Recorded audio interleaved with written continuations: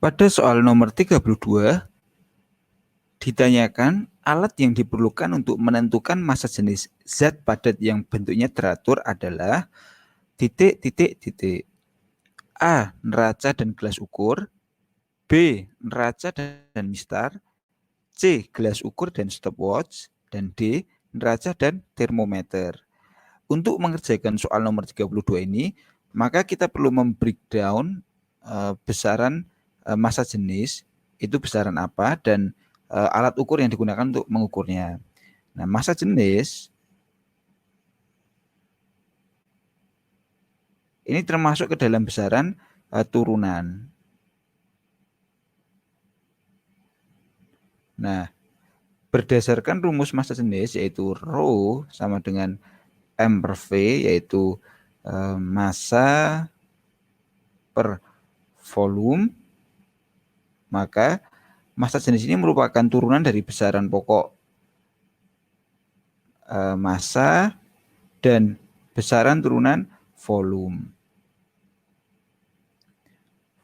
Nah, alat yang digunakan untuk mengukur massa jenis ini, maka yaitu alat yang digunakan untuk mengukur besaran massa, yaitu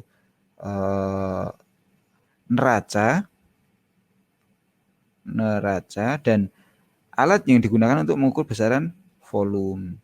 Nah, karena volume itu macam-macam bentuknya, yaitu ada yang cair, ada yang padat, ada yang gas, sehingga alat untuk mengukur besaran volume ini berbeda-beda. Untuk volume zat cair itu biasanya menggunakan gelas ukur.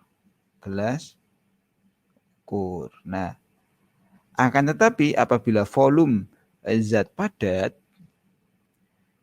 apalagi bentuknya teratur seperti pada soal, zat padat bentuknya teratur, seperti mungkin kubus, balok, dan mungkin bisa juga tabung, itu kita dapat mencari menggunakan rumus bangun dasar dan dapat mengukur panjangnya menggunakan mistar atau meteran dan lain sebagainya.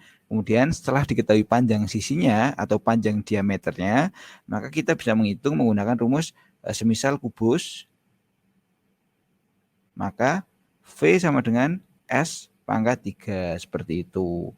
Nah, sehingga jawaban untuk soal nomor 32 yaitu alat yang diperlukan untuk mengukur massa jenis zat padat yang bentuknya teratur adalah neraca untuk mengukur massa dan mistar untuk mengukur sisi zat padat tersebut, sehingga bisa masukkan ke dalam rumus bangun dasar. Sehingga jawabannya adalah B, neraca dan mistar.